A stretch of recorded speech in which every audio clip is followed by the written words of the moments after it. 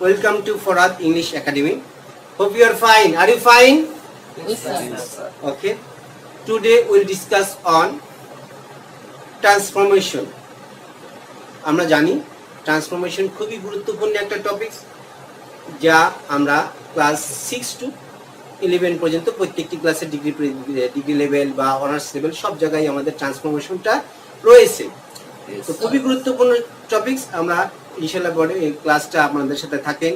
আমি চেষ্টা করব খুব সহজ ভাষায় শর্টকাট ভাবে আমরা কতটুকু সহজ করলে আমাদের শিক্ষার্থীরা বুঝতে পারে সে বিষয়গুলো আমি চেষ্টা করব আমার ভিডিওতে প্রেজেন্ট করা। সো আমরা ভিডিওটা না টেনে পুরোটা দেখব। ইনশাআল্লাহ দেখলে আমাদের ট্রান্সফরমেশন সম্পর্কে সকল সন্দেহ, সকল ডাউট আশা করি ক্লিয়ার হবে। So boys, let's start. So first of all, what is transformation? বা how many names of transformation? Transformation কি নাম আছে, কি নামে থাকতে পারে সেগুলো আমরা জানবো। ট্রান্সফরমেশন দ্যাট ইজ ট্রান্স কথার ভিতরে কিন্তু সংজ্ঞার ভিতরে এর অর্থ নিহিত রয়েছে। ট্রান্সফরমেশন দ্যাট ইজ পরিবর্তন বা স্থানান্তর। ট্রান্সফরমেশনের বেশ কয়েকটা নাম আসে। চেঞ্জিং সেন্টেন্স দ্যাট ইজ পরিবর্তন। Transformation of sentences that is পরিবর্তন, এটাও অ্যাজ ডাইরেক্টেড। আমরা কি নামে জানি একে? তিনটা নামে সাধারণত একে চিনি। কি নাম? Changing sentence, transformation of sentence, as directed. As directed অর্থাৎ কি যেভাবে নির্দেশিত দেওয়া হলো। যেমন আমরা দেখি এখানে নির্দেশিত যে ডাইরেক্টেড করে কি বলা আছে? নেগেটিভ। কি নির্দেশ দেওয়া আছে? নেগেটিভ করতে হবে। তাহলে আমাদের অর্থাৎ অ্যাজ ডাইরেক্টেড যে নির্দেশ দেওয়া আছে সেই অনুযায়ী করতে হবে। অর্থাৎ অ্যাজ চেঞ্জিং সেন্টেন্স পরিবর্তন, transformation of sentence, as directed. পরিবর্তন হবে, কিন্তু একটা জিনিস আমাদের মনে হবে, অর্থের কোনো পরিবর্তন ঘটবে না। একটা ফর্ম থেকে আরেকটা ফর্মে যাবে, একটা সেন্টেন্স থেকে আরেকটা সেন্টেন্সে যাবে, কিন্তু অর্থের কোনো পরিবর্তন ঘটবে না। সো বয়েজ, আমরা শুরু করব আমরা একদম প্রথম থেকে, the very beginning, that is affirmative থেকে নেগেটিভ। আজকে আমরা শিখবো অ্যাফার্মেটিভ থেকে নেগেটিভ। সো বয়েজ, অ্যাফার্মেটিভ থেকে নেগেটিভ আমরা চেষ্টা করছি একদম সহজভাবে বোঝানোর জন্য। খেয়াল করেন, ওয়ানলি বা অ্যালোন বাক্যে যদি ওয়ানলি বা অ্যালোন দ্বারা ব্যক্তি, আল্লাহ, ঈশ্বর বোঝালে, আমরা খেয়াল করি কথাটা, ওয়ানলি বা অ্যালোন দ্বারা ব্যক্তি, আল্লাহ, ঈশ্বর বোঝালে বাক্যের শুরুতে নাউন ভার্ব বসে। অর্থাৎ কোনো বাক্যে যদি সেন্টেন্সে যদি ওয়ানলি থাকে এবং সেই ওয়ানলি দ্বারা যদি কোন মানুষকে, আল্লাহকে, ঈশ্বরকে বোঝায়, আমরা সেন্টেন্সের শুরুতে কি বসাবো? Noun verb. কি বসাবো? Noun verb. Shubho, turn to me. খেয়াল করেন, আমরা এক্সাম্পল গেলে আরো একটু ক্লিয়ার হবে। Allah alone can help us. আল্লাহ একাই আমাদের সাহায্য করতে পারে। তাহলে এই যে ক্ষেত্রে অ্যালোনটা কোথায় আসছে? বাক্যের মাঝে। কিন্তু আমরা অ্যালোন বা ওয়ানলি দ্বারা যদি ব্যক্তি আল্লাহ বোঝায়, তখন আমরা বাক্যের শুরুতে কি বসাবো? Noun verb. Allah alone can help us, Allah আমাদের একাই সাহায্য করতে পারে।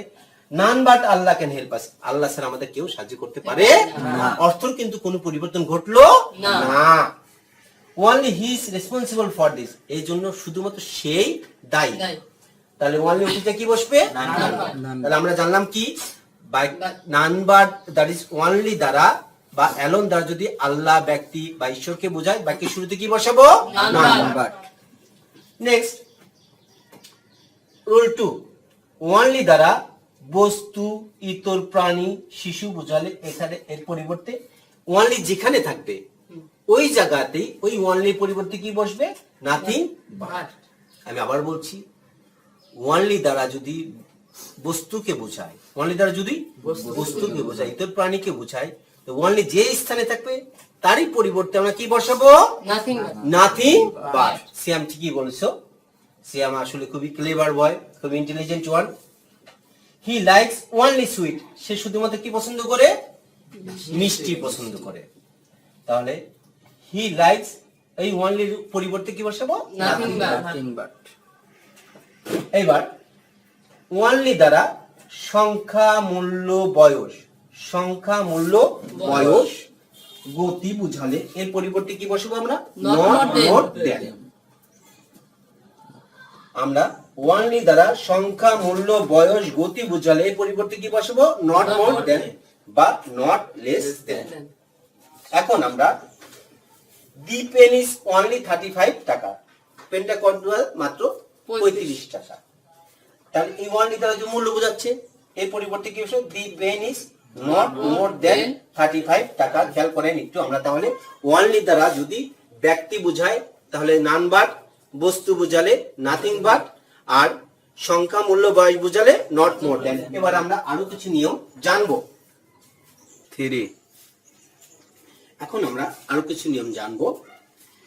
বাক্যে মাস্ট থাকলে, কি থাকলে? মাস্ট থাকলে আমরা বসাবো এর পরিবর্তে ক্যান নট বাট। কি বসাবো? Can not but. Can not but. Can not হেল্পও বসাতে পারি, কিন্তু ক্যান নট হেল্পের বসালে আমরা কি বসাবো? এরপরে ভার্বের সাথে কি হয়? আইএনজি বসবে। তবে আমি সাজেস্ট করব আমরা সবসময় ক্যান নট বাট এর ক্যান নট বাট ব্যবহার করাটাই শ্রেয়। ওই ঝামেলাগুলো আর থাকবে না। আমার ভিডিওটা একদম আমার জানি যে আমি কি ইংরেজিতে অত্যন্ত দুর্বল, আমাদের অধিকাংশ ছেলে আমরা অত বেচানো মানে আমরা খুব সহজভাবেই আমরা বোঝার চেষ্টা করবো। আমার ভিডিওটা তাদের জন্য খুব সহজ সংক্ষিপ্ত ভাষা, একদম সহজ ভাষা আমি কিন্তু ব্যবহার করার চেষ্টা করেছি। অর্থাৎ মাস্ট থাকলে, বাকি মাস্ট থাকলে কি বসাবো? এই পরিবর্তে ক্যান নট বাট।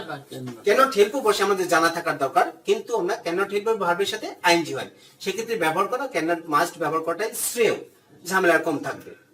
তা উই মাস্ট ওয়ার্ক হার্ড, তাহলে মাস্ট আছে, মাস্টের পরিবর্তে জাস্ট কি বসাবো? Can not but. একদম ইজি। তদ্রূপ বাকি যদি এভরি থাকে, কি থাকে? এভরি থাকে। এভরি থাকলে এর পরিবর্তে কি বসাবো? There is.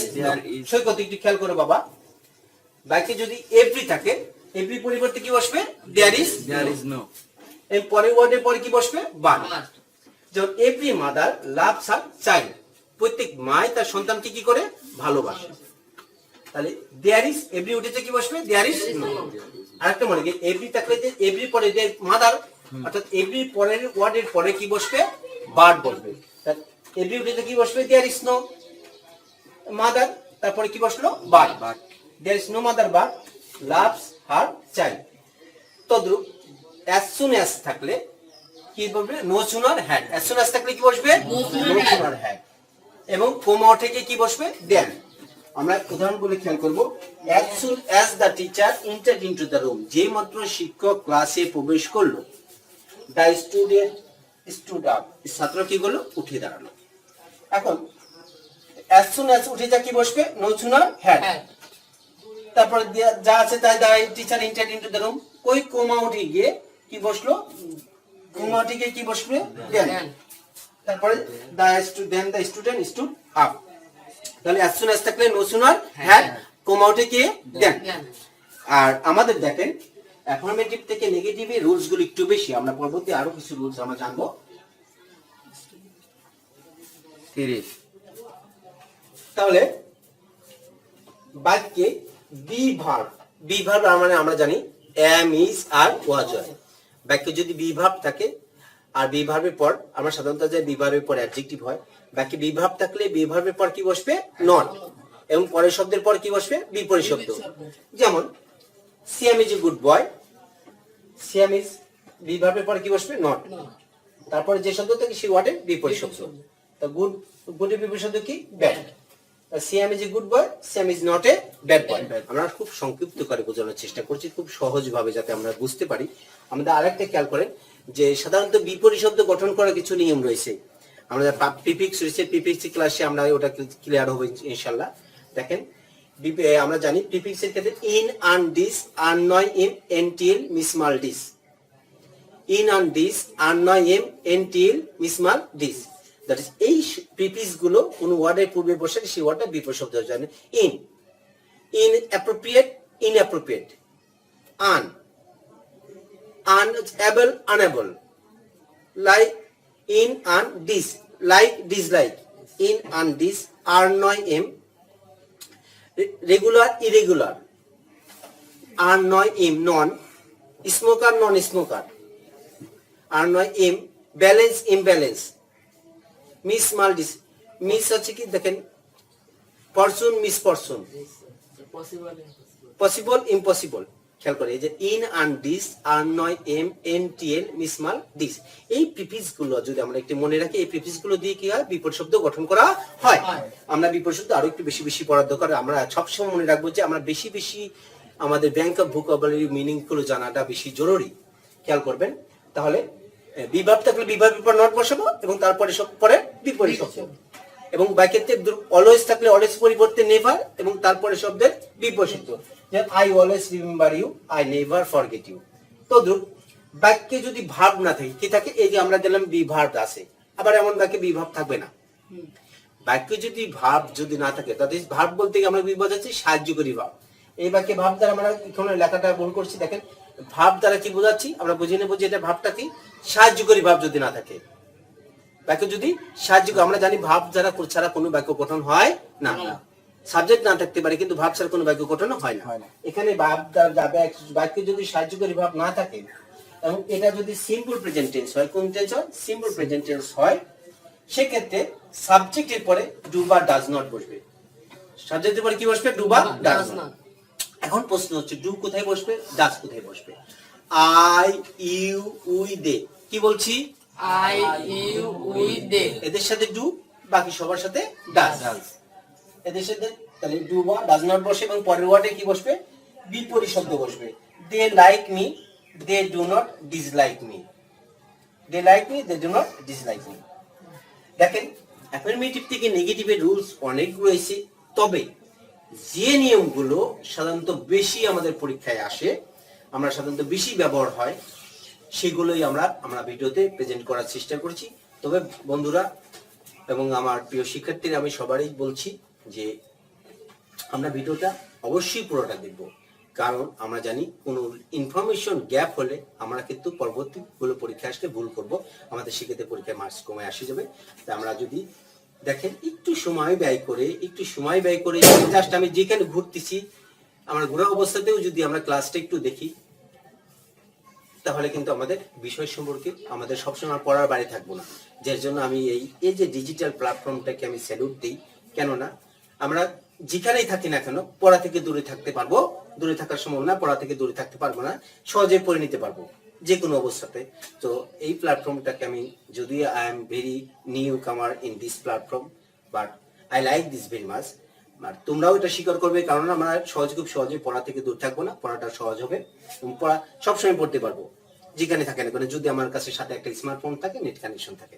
সহজ না, খুবই সুবিধা।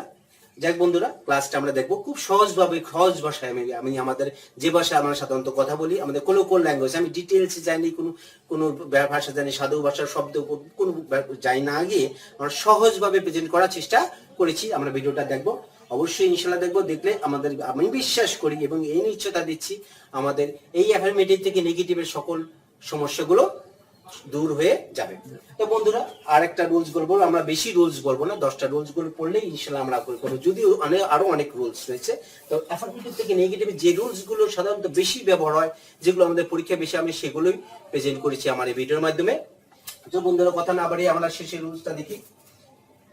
দেখেন, বাক্যে যদি বাক্য যদি সুপারলেটিভ হয়, কি হয়, সুপারলেটিভ হয়, তো নেগেটিভ করতে হলে একে পজিটিভ ডিগ্রি করতে হবে। কি করতে হবে, পজিটিভ। এখন দেখেন, আমরা জানি কি সুপারলেটিভ কি, পজিটিভ কি। সুপারলেটিভ ডিগ্রি সাধারণত মোস্ট থাকে, বেস্ট থাকে, অর্থাৎ বাক্যে যদি ইএসটি বা অ্যাডজেক্টিভ, সে ইএসটি, মোস্ট, বেস্ট এগুলো থাকলে সুপারলেটিভ হয়। আর পজিটিভ করার সময় পজিটিভটা কি, পজিটিভ সাধারণত শুরু হয় নো আদার দ্বারা অথবা ভেরি ফিউ দ্বারা। আর কি থাকে, বাক্যে অ্যাজ ডট ডট অ্যাজ থাকে। এখন সুপারলেটিভে যেটা অবজেক্ট, পজিটিভে সেটা কি হয়, সাবজেক্ট। আর পজিটিভে যেটা সাবজেক্ট, সুপারলেটিভ সেটা কি হয়, অবজেক্ট। তবে পজিটিভটা শুরু হয় কি দ্বারা, হয় নো আদার দ্বারা, না হলে ভেরি ফিউ দ্বারা। যদি সুপারলেটিভ ডিগ্রিটা ওয়ান অফ দ্য দ্বারা শুরু হয়, তবে পজিটিভ ডিগ্রিটা শুরু হবে কি দ্বারা, ভেরি ফিউ দ্বারা। আর যদি superlative degree no one of the না থাকে, নরমালি সুপারলেটিভ ডিগ্রি হয়, সেক্ষেত্রে আমরা কিন্তু নো আদার দ্বারা পজিটিভ ডিগ্রিটা শুরু করব। প্রথমে নো আদার হবে, তারপরে সুপারলেটিভে যেটা অবজেক্ট, পজিটিভে সেটা কি হবে, সাবজেক্ট, তারপর বিভাগ, তারপর কি হবে, অ্যাডজেক্টিভের পজিটিভ ফর্ম, তারপর অ্যাজ ডট ডট অ্যাজ, তারপর সুপারলেটিভে যেটা সাবজেক্ট, কম্পারেটিভে পজিটিভে সেটা কি হবে, অবজেক্ট। যেমন Sabbir is the most intelligent boy in the class. তাহলে আমরা দেখেন প্রথমে পজিটিভ ডিগ্রিটা নো আদার দ্বারা শুরু হলো, নো আদার বয়। দেখেন বয়টা অবজেক্ট, নো আদার বয়টা সব শুরু হলো প্রথমে। তারপরে বি ভার্ব ইজ, তারপরে দেখেন আমরা অ্যাডজেক্টিভের পজিটিভ ফর্ম ইন্টেলিজেন্ট, তারপরে অ্যাজ, তারপরে কি হলো সাবজেক্ট, যা কি হলো অবজেক্ট, সাবজেক্ট কি হলো object. The no other boy, Sabir is the most intelligent boy in the class. তাহলে সেক্ষেত্রে অ্যান্সার কি হলো no other boy is as intelligent as Sabir। তাহলে এই বন্ধুরা হচ্ছে আমাদের অ্যাফার্মেটিভ থেকে নেগেটিভের টোটাল বিষয়গুলো।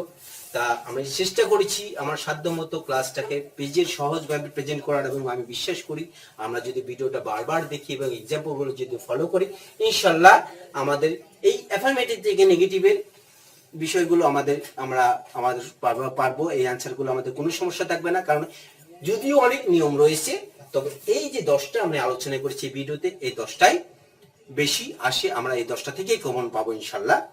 এবং আসে আমি আমার এক্সপিরিয়েন্স থেকে বলছি, I have a long experience already. আমি এই শিক্ষকতা রয়েছি প্রায় 20 বছর যাবত। এই আমার অভিজ্ঞতাই বলছি, এর বাইরে বেশি তেমন একটা আসে না, খুব রেয়ার আসে। তো এই ভিডিওগুলো আমরা দেখবো। বন্ধুরা যদি ভিডিওটা দেখে ভালো লেগে থাকে তাহলে অবশ্যই আমরা সাবস্ক্রাইব করবেন, লাইক বা কমেন্ট দিতে এবং আমাকে ফিডব্যাক দিবেন, যাতে আমি আরো ভালো কিছু প্রেজেন্ট করতে পারি। তো আজকে এই পর্যন্তই, ভালো থাকেন। আসসালামু আলাইকুম ওয়া রাহমাতুল্লাহি ওয়া বারাকাতুহু।